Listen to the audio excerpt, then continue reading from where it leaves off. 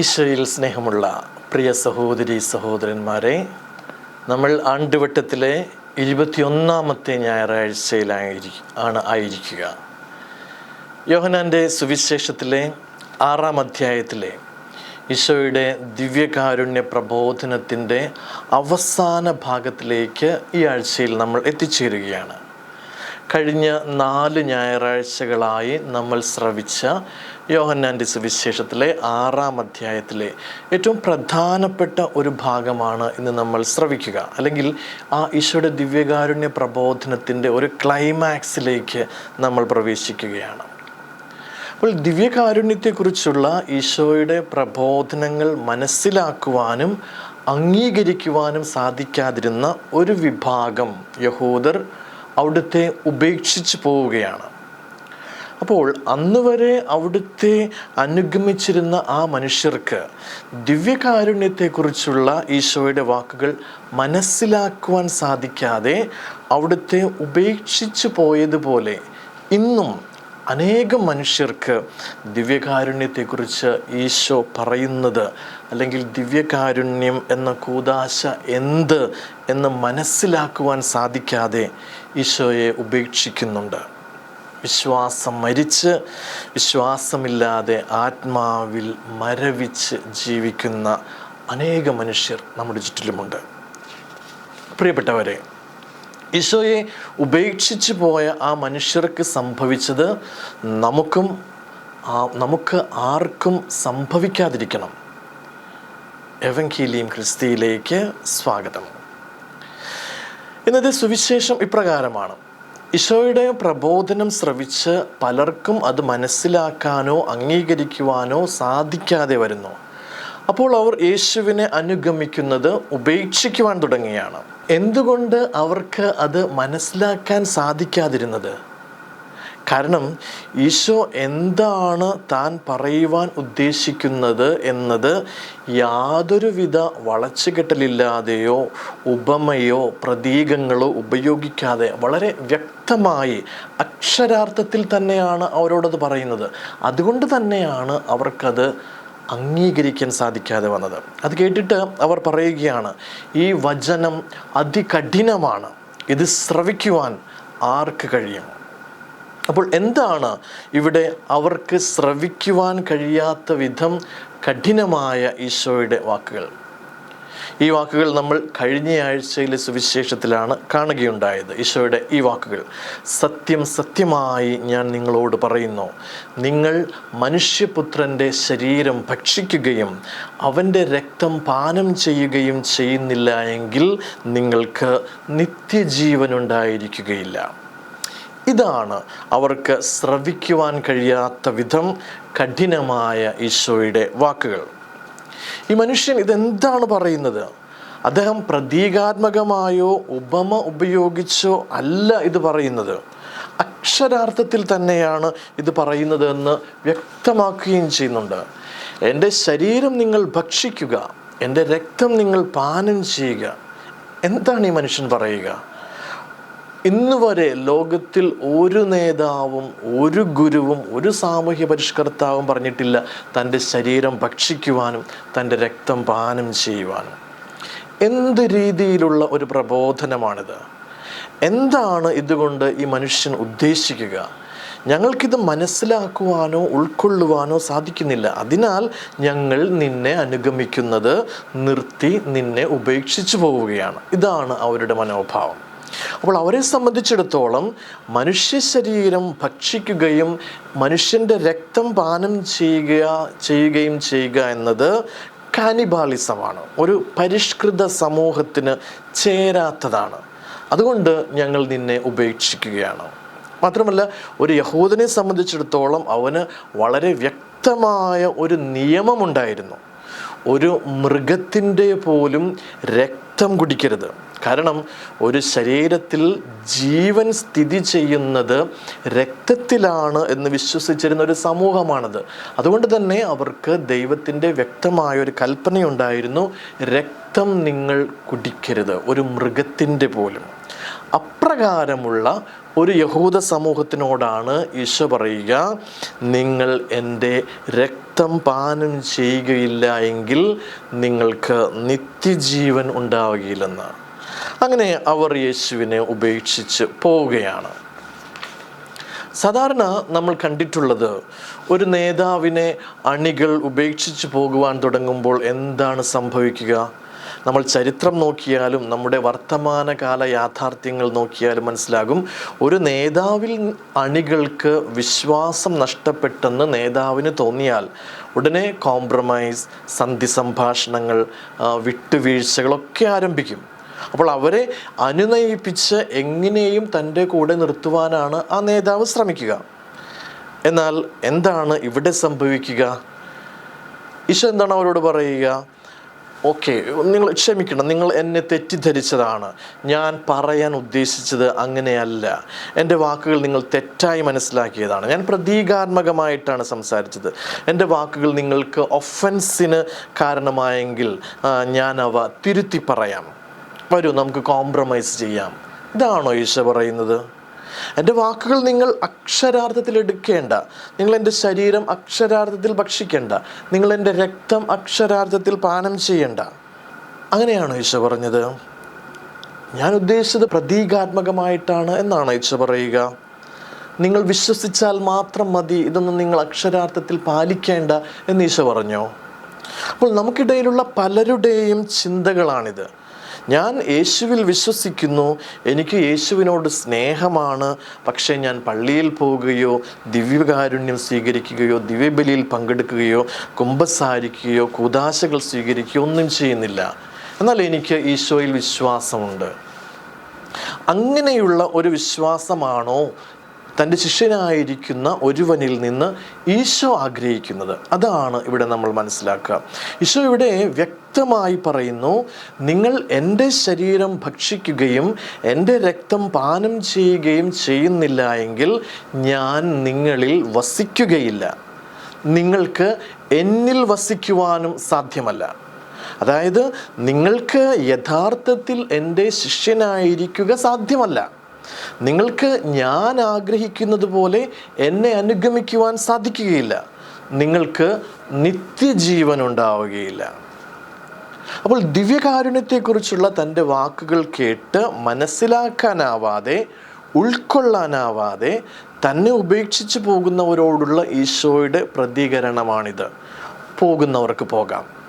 എൻ്റെ ശരീരത്തെക്കുറിച്ചും എൻ്റെ രക്തത്തെക്കുറിച്ചും ഞാൻ പറഞ്ഞ വാക്കുകൾ അക്ഷരാർത്ഥത്തിൽ വിശ്വസിക്കാതെ നിങ്ങൾ ആരും എന്നെ അനുഗമിക്കണമെന്ന് എനിക്ക് യാതൊരു നിർബന്ധവുമില്ല. അപ്പോൾ ദിവ്യകാരുണ്യത്തെക്കുറിച്ചുള്ള ഈശോയുടെ വാക്കുകളിൽ യാതൊരു വ്യത്യാസവും വരുത്തുവാൻ, വള്ളിപുള്ളി മാറ്റം വരുത്തുവാൻ അവിടുന്ന് ആഗ്രഹിക്കുന്നില്ല. അതായത് എൻ്റെ ശരീരം ഭക്ഷിക്കാതെയും എൻ്റെ രക്തം പാനം ചെയ്യാതെയും നിങ്ങൾക്ക് നിത്യജീവൻ ഉണ്ടായിരിക്കുകയില്ല എന്ന് ഉറപ്പായിട്ട് അവിടുന്ന് പറയുകയാണ്. അപ്പോൾ എന്താണ് ഈശോയുടെ ഉദ്ദേശിക്കുക? ദിവ്യകാരുണ്യം എന്ന കൂദാശ നമ്മുടെ നിത്യജീവന് അത്യന്താപേക്ഷിതമാണ്. ദിവ്യകാരുണ്യമില്ലാതെ നമുക്ക് നിത്യജീവൻ ഇല്ല. നമുക്ക് ഈശോയുമായുള്ള സഹവാസം, കമ്മ്യൂണിയൻ ഇല്ല. ജ്ഞാനസ്നാനത്തെക്കുറിച്ച് എന്താണ് ഈശോ പറയുക? ആത്മാവിനും ജലത്താലും നിങ്ങൾ വീണ്ടും ജനിക്കുന്നില്ല എങ്കിൽ നിങ്ങൾക്ക് നിത്യജീവൻ ഉണ്ടായിരിക്കുകയില്ല.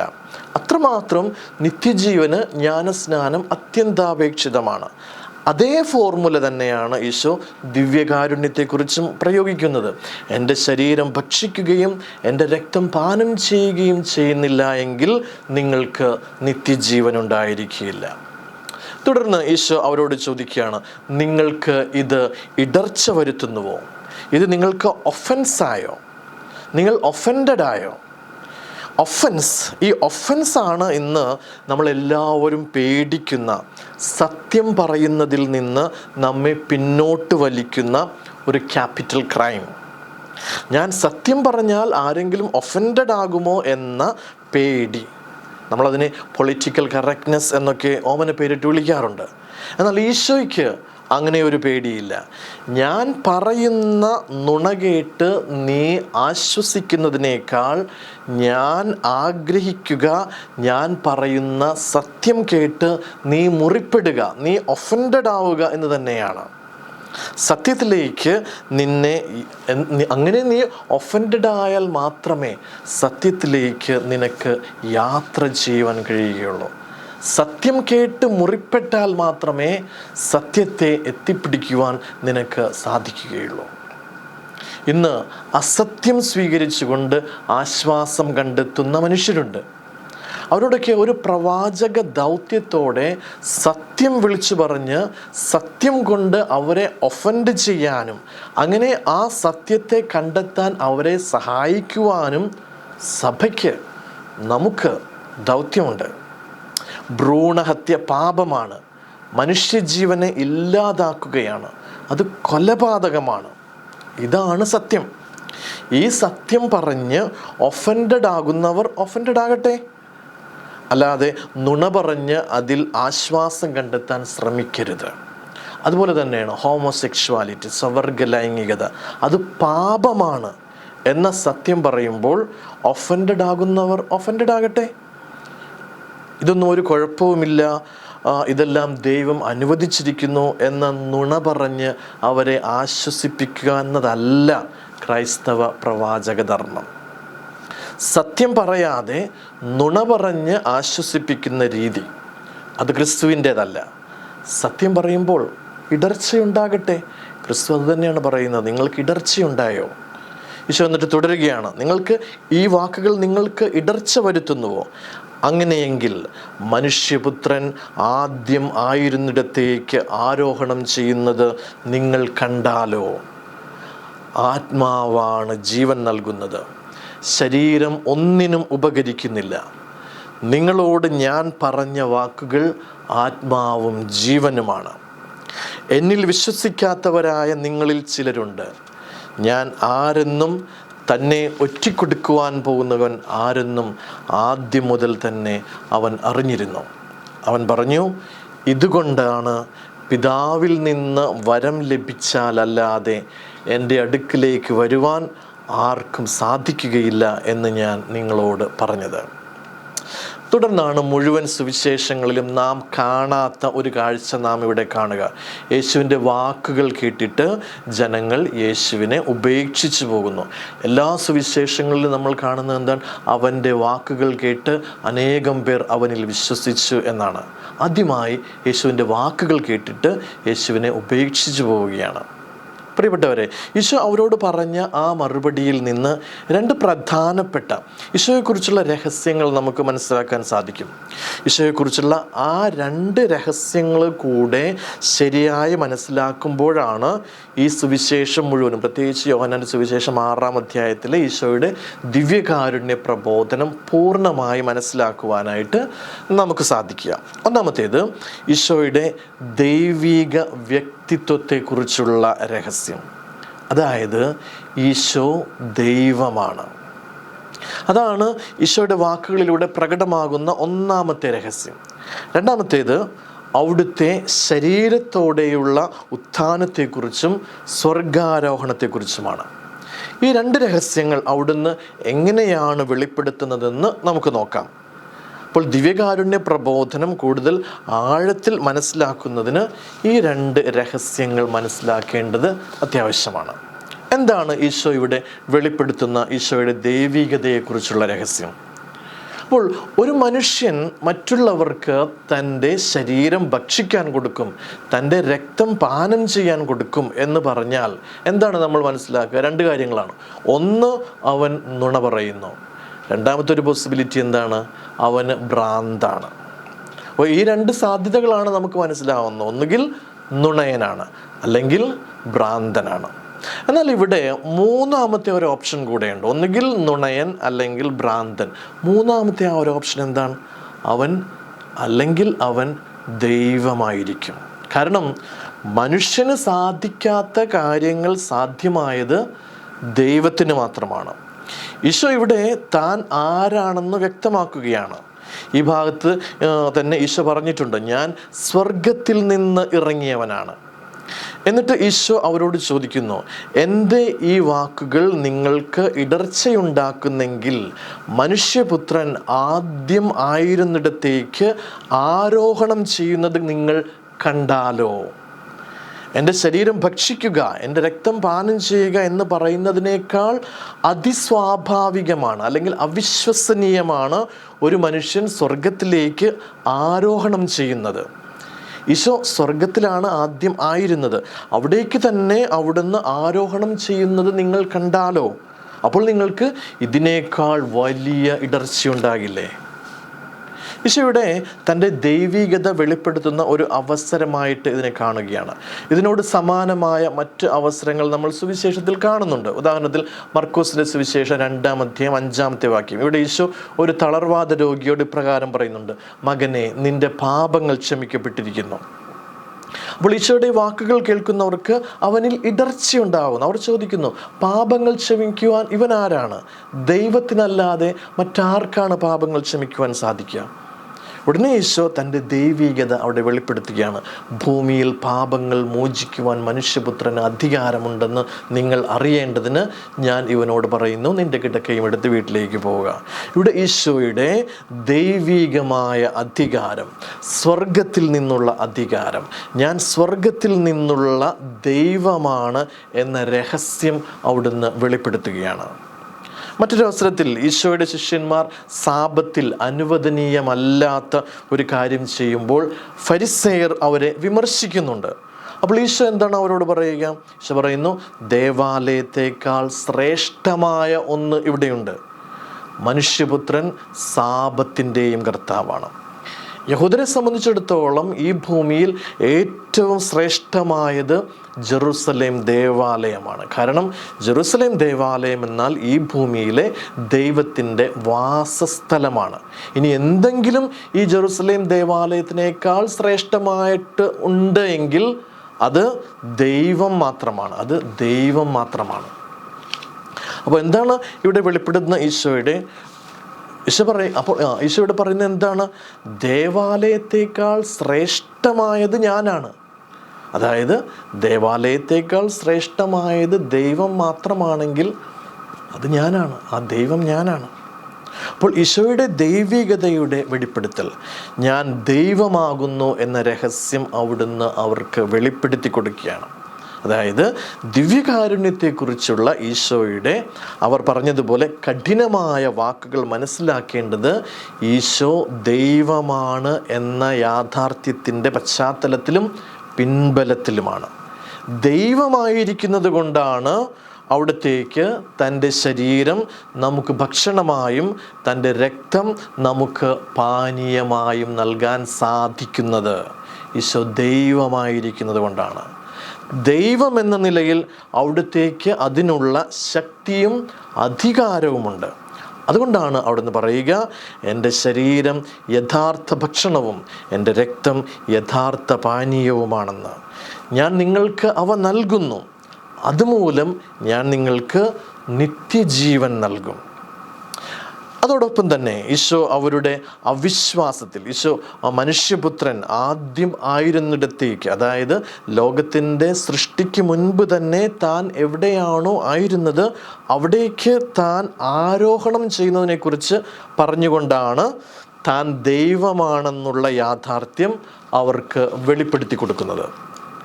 അപ്പോൾ രണ്ടാമത്തെ രഹസ്യം ഇതാണ്, ഈശോയുടെ ഉത്ഥാനവും സ്വർഗാരോഹണവും എന്ന രഹസ്യമാണ്.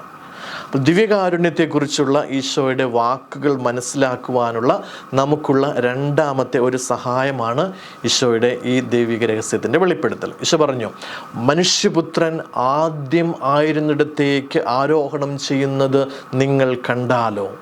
തുടർന്ന് അവിടുന്ന് പറയുന്നു, ആത്മാവാണ് ജീവൻ നൽകുന്നത്, ശരീരം ഒന്നിനും ഉപകരിക്കുകയില്ല. ഈ രണ്ട് വാക്കുകൾ നമ്മൾ ഒരുമിച്ച് ചേർത്ത് മനസ്സിലാക്കേണ്ടിയിരിക്കുന്നു. ഇവ രണ്ടും ഒരുമിച്ച് ചേർത്ത് വായിക്കുമ്പോൾ ഒരു കാര്യം നമുക്ക് മനസ്സിലാകുന്നു. തൻ്റെ ജീവനില്ലാത്ത ശരീരം ഭക്ഷിക്കുക എന്നല്ല ഈശോ പറയുക. ജീവനില്ലാത്ത ശരീരമല്ല, ജീവനില്ലാത്ത ശരീരം അവർ മാംസമാണ്. ആ മാംസം ഭക്ഷിക്കുന്നതാണ്, ജീവനില്ലാത്ത ശരീരം ഭക്ഷിക്കുന്നതാണ് കാനിബാളിസം എന്ന് പറയുന്നത്. എന്നാൽ ഈശോ പറയുക, തൻ്റെ ഉത്ഥാനം ചെയ്ത ജീവനുള്ള ശരീരം ഭക്ഷിക്കുക.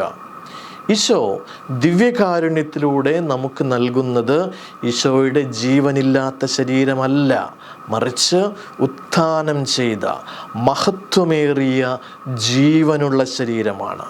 The glorified body of the risen Christ. അതാണ് ദിവ്യകാരുണ്യത്തിലൂടെ നമ്മൾ സ്വീകരിക്കുന്നത്. അത് ആത്മാവിൻ്റെ ശക്തിയാൽ ജീവനിലേക്ക് ഉയർത്തപ്പെട്ട തൻ്റെ റിസറക്റ്റഡ് ബോഡി, തൻ്റെ ഉത്ഥാനം ചെയ്ത ശരീരം, അത് പിന്നീട് സ്വർഗത്തിലേക്ക് ആരോഹണം ചെയ്ത തൻ്റെ ശരീരം, ആ ശരീരമാണ് ദിവ്യകാരുണ്യത്തിലൂടെ ഈശോ നമുക്ക് നൽകുന്നത്. അപ്പോൾ ദിവ്യകാരുണ്യത്തിൽ നമുക്ക് ലഭിക്കുക അല്ലെങ്കിൽ നമ്മൾ സ്വീകരിക്കുക ഈശോയുടെ ജീവനില്ലാത്ത വെറും ശരീരമല്ല, മറിച്ച് ജീവൻ്റെ ആത്മാവ് നിറഞ്ഞു നിൽക്കുന്ന ഈശോയുടെ ഉത്ഥാനം ചെയ്ത ദ റിസറക്റ്റഡ് ബോഡി. അതാണ് ദിവ്യകാരുണ്യം. അപ്പോൾ ദിവ്യകാരുണ്യവും ശരീരത്തിൻ്റെ ഉയർപ്പും തമ്മിലുള്ള ബന്ധത്തെക്കുറിച്ച് കൂടെ നമ്മളിവിടെ മനസ്സിലാക്കേണ്ടിയിരിക്കുന്നു. അപ്പോൾ ദിവ്യകാരുണ്യവും ശരീരത്തിൻ്റെ ഉയർപ്പിലുമുള്ള വിശ്വാസം നമ്മളുണ്ടാകേണ്ടിയിരിക്കുന്നു. അപ്പോൾ ഈശോയുടെ വാക്കുകളിലേക്ക് നമുക്ക് തിരിച്ചു പോകാം. ഈശോ അവിടെ പറയുന്നുണ്ട്, സത്യം സത്യമായി ഞാൻ നിങ്ങളോട് പറയുന്നു, നിങ്ങൾ മനുഷ്യപുത്രൻ്റെ ശരീരം ഭക്ഷിക്കുകയും അവൻ്റെ രക്തം പാനം ചെയ്യുകയും ചെയ്യുന്നില്ലെങ്കിൽ നിങ്ങൾക്ക് ജീവൻ ഉണ്ടായിരിക്കുകയില്ല. അപ്പോൾ എൻ്റെ ശരീരം ഭക്ഷിക്കുകയും എൻ്റെ രക്തം പാനം ചെയ്യുകയും ചെയ്യുന്നവന് നിത്യജീവനുണ്ട്. തുടർന്ന് എന്താണ് ഈശോ പറയുക? അവസാന ദിവസം ഞാൻ അവനെ ഉയർപ്പിക്കും. ശരീരത്തിൻ്റെ ഉയർപ്പിന് ആവശ്യമായത് എന്താണ്? ഈശോയുടെ ശരീരവും രക്തവും ദിവ്യകാരുണ്യവും. എന്തെന്നാൽ എൻ്റെ ശരീരം യഥാർത്ഥ ഭക്ഷണമാണ്, എൻ്റെ രക്തം യഥാർത്ഥ പാനീയമാണ്. അപ്പോൾ ഒരു കാര്യം ഇവിടെ വളരെ വ്യക്തമാണ്. ഈശോ ദിവ്യകാരുണ്യത്തെക്കുറിച്ച് സംസാരിക്കുമ്പോൾ പ്രതീകങ്ങൾ ഒന്നും തന്നെ ഉപയോഗിക്കുന്നില്ല. അത് കേട്ടുകൊണ്ടിരുന്ന ആർക്കും തോന്നിയില്ല ഇവൻ പ്രതീകം ഉപയോഗിച്ചാണ് സംസാരിക്കുന്നത്, പ്രതീകാത്മകമായിട്ടാണ് സംസാരിക്കുന്നതെന്ന്. അവർക്ക് മനസ്സിലായി ഇവനിത് അക്ഷരാർത്ഥത്തിൽ തന്നെയാണ് സംസാരിക്കുന്നത്. അതുകൊണ്ടാണ് അവർ ഈശോയെ ഉപേക്ഷിച്ച് പോകുന്നത്. പ്രതീകമായിട്ട് ഉപയോഗിച്ച് സംസാരിക്കുകയാണെങ്കിൽ അവർക്ക് ഈശോയെ ഉപേക്ഷിച്ച് പോകേണ്ട കാര്യമില്ലായിരുന്നു. ഈശോ അക്ഷരാർത്ഥത്തിൽ തന്നെയാണ് അത് പറയുന്നത്. അവിടുന്ന് അത് തന്നെയാണ് ഉദ്ദേശിച്ചതും. അതുകൊണ്ട് തന്നെയാണ് അവരുമായി യാതൊരു കോംപ്രമൈസിനും ഈശോ തയ്യാറാകാതിരിക്കുന്നത്. തുടർന്ന് ഈശോ തിരിഞ്ഞ് തൻ്റെ 12 പേരോട് ചോദിക്കുകയാണ്, നിങ്ങളും പോകാൻ ആഗ്രഹിക്കുന്നുവോ? വളരെ പ്രധാനപ്പെട്ടൊരു ചോദ്യമാണ്. നിങ്ങളും പോകാൻ ആഗ്രഹിക്കുന്നുവോ? നമ്മളെ ഓരോരുത്തരെയും നോക്കി ഈശോ ചോദിക്കുന്നുണ്ട്, നിങ്ങളും പോകാൻ ആഗ്രഹിക്കുന്നുവോ? ശമയോൻ പത്രോസാണ് മറുപടി പറയുന്നത്, കർത്താവേ, ഞങ്ങൾ ആരുടെ അടുക്കിലേക്ക് പോകും? നിത്യജീവൻ്റെ വചനങ്ങൾ നിൻ്റെ പക്കലുണ്ട്. നീയാണ് ദൈവത്തിൻ്റെ പരിശുദ്ധൻ എന്ന് ഞങ്ങൾ വിശ്വസിക്കുകയും അറിയുകയും ചെയ്തിരിക്കുന്നു. നോക്കുക, നീയാണ് ദൈവത്തിൻ്റെ പരിശുദ്ധൻ. അതുകൊണ്ട് നിൻ്റെ വാക്കുകൾ എന്താണോ അത് ഞങ്ങൾ വിശ്വസിക്കുന്നു. പിന്നീടാണ് ഞങ്ങൾ അറിയുന്നത്. ആദ്യം വിശ്വാസമാണ് വരുന്നത്. ആ വിശ്വാസത്തിൽ നിന്ന് അറിവ് അല്ലെങ്കിൽ മനസ്സിലാക്കൽ വരുന്നു. ഞാൻ ആദ്യം മനസ്സിലാക്കിയിട്ട് വിശ്വസിക്കാം എന്നല്ല, ഞാൻ ആദ്യം വിശ്വസിക്കുന്നു. എന്തിന്? മനസ്സിലാക്കുന്നതിന് വേണ്ടി. വിശ്വാസം അപ്പോൾ അറിവിലേക്കും മനസ്സിലാക്കലിലേക്കും നമ്മെ നയിക്കുന്നുവെന്ന് പത്രോസിൻ്റെ വാക്കുകൾ നമ്മോട് പറയുകയാണ്. അപ്പോൾ നിത്യജീവൻ്റെ വാക്കുകൾ, നിൻ്റെ വാക്കുകൾ നിത്യജീവൻ്റെ വാക്കുകളാകയാൽ ഒരുപക്ഷെ നീ പറയുന്നത് എനിക്ക് മനസ്സിലാക്കുവാനുള്ള കഴിവ് ഇല്ലെങ്കിലും ഞാനത് വിശ്വസിക്കുവാൻ തയ്യാറാണ്. ഇതാണ് ക്രൈസ്തവ വിശ്വാസം എന്ന് പറയുന്നത്. ഒരുപക്ഷെ ഈശോയുടെ വാക്കുകൾ മനസ്സിലാക്കുവാൻ പത്രോസിനും അപ്പോൾ കഴിഞ്ഞിട്ടുണ്ടാവില്ല. എന്നാലും ദൈവത്തിൻ്റെ പരിശുദ്ധനായ ദൈവമായ ഈശോയിൽ നിന്നാണ് ആ വാക്കുകൾ വരുന്നത് എന്ന ഒറ്റ കാരണത്താൽ ഞാനത് വിശ്വസിക്കുന്നു. അവ നിത്യജീവൻ്റെ വാക്കുകളാണ് എന്ന് ഞാൻ വിശ്വസിക്കുന്നു. നിത്യജീവൻ്റെ വാക്കുകളെ എനിക്ക് മനസ്സിലായില്ലെങ്കിലും ഞാൻ അവിശ്വസിക്കില്ല. ഇതാണ് ഒരു യഥാർത്ഥ ക്രൈസ്തവ ആറ്റിറ്റ്യൂഡ്. പിന്നീട് പത്രോസിന് അത് മനസ്സിലാവുന്നുണ്ട്. പത്രോസിൻ്റെ ലേഖനങ്ങളൊക്കെ നമ്മൾ വായിക്കുമ്പോൾ, വിശുദ്ധ ഗ്രന്ഥത്തിലുള്ള പത്രോസിൻ്റെ ലേഖനങ്ങൾ വായിക്കുമ്പോൾ പത്രോസ് എത്രമാത്രമാണ് ഈശോയെ മനസ്സിലാക്കിയത് എന്ന് അതിൽ നിന്ന് നമുക്ക് വ്യക്തമാകും. അതുപോലെ തന്നെയാണ് യോഹന്നാനെയും നോക്കുക. യോഹന്നാനും ഈശോയുടെ വാക്കുകൾ ആദ്യം എന്താ ചെയ്യുന്നത്? വിശ്വസിക്കുകയാണ് ചെയ്യുന്നത്. പിന്നീടാണ് മനസ്സിലാക്കിക്കൊണ്ട് യോഹന്നാൻ അവ എഴുതുന്നത്. പ്രിയപ്പെട്ടവരെ, അതാണ് വിശ്വാസം. അതുകൊണ്ടാണ് ഈശോ 6:35 വാക്യത്തിൽ പറയുന്നത്, എന്നിൽ വിശ്വസിക്കുന്നവന് ദാഹിക്കുകയില്ല. 6:65 വാക്യത്തിൽ പറയുന്നു, ഇതുകൊണ്ടാണ് പിതാവിൽ നിന്ന് വരം ലഭിച്ചാലല്ലാതെ എൻ്റെ അടുക്കൽ വരുവാൻ ആർക്കും സാധിക്കുകയില്ല എന്ന് ഞാൻ നിങ്ങളോട് പറഞ്ഞത്. അപ്പോൾ എന്താണ് പിതാവിൽ നിന്ന് ലഭിക്കുന്ന ഈ വരം? വിശ്വാസം ദൈവത്തിൽ നിന്ന് നമുക്ക് ലഭിക്കുന്ന വരമാണ്, ദാനമാണ്. അപ്പോൾ പിതാവിൽ നിന്ന് ലഭിക്കുന്ന ആ വരം നമുക്ക് നമ്മുടെ ആരുടെയും കഴിവുകൊണ്ടോ നമ്മുടെ ആരുടെയും ബുദ്ധിശക്തി കൊണ്ടോ നേടിയെടുക്കുന്ന ഒന്നല്ല ഈശോയെക്കുറിച്ചുള്ള അറിവ്, മറിച്ച് അത് ദൈവത്തിൻ്റെ പിതാവിൻ്റെ വരം, വിശ്വാസമാണ്. അപ്പോൾ ഈശോയുടെ ദിവ്യകാരുണ്യ മേശയിലേക്ക് നമ്മൾ നടന്നെടുക്കുന്നത് ആ വരം നമുക്ക് പിതാവ് നൽകുന്നത് കൊണ്ടാണ്. എന്താണ് നമുക്കപ്പോൾ ഇവിടെ ചെയ്യുവാനായിട്ട് സാധിക്കുക? വിശ്വാസപൂർവം ദിവ്യകാരുണ്യമെന്ന ആ മഹത്തായ ദാനത്തിന് മുൻപിൽ സർവവും മറന്ന് മുട്ടുകുത്തി നമുക്ക് നമ്മെ തന്നെ സമർപ്പിക്കാം. അത്രമാത്രമേ നമുക്ക് ചെയ്യാൻ പറ്റൂ. ഒരിക്കൽ കൂടെ ആവർത്തിക്കട്ടെ, ദിവ്യകാരുണ്യമെന്നാൽ ഒരു വസ്തുവല്ല, ഒരു വ്യക്തിയാണ്. ഈശോയാകുന്ന വ്യക്തി, ദൈവമാകുന്ന വ്യക്തി, പരിശുദ്ധ തൃത്വത്തിലെ രണ്ടാമത്തെ വ്യക്തി. ഏവർക്കും അനുഗ്രഹപ്രദമായ നല്ല ഒരു ഞായറാഴ്ച ആശംസിക്കുന്നു. നന്ദി.